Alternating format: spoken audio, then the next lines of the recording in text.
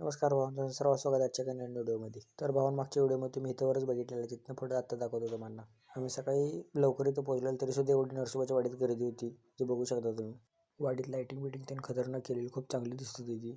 नरसोबाच्या वाडीत गेलो, पाय धुवावं लागतो म्हणून आम्ही नदीत गेलो, नदीत पाय धुतला आणि परत देवदर्शनाला गेलो. पाणी गरम होतं थोडंफार.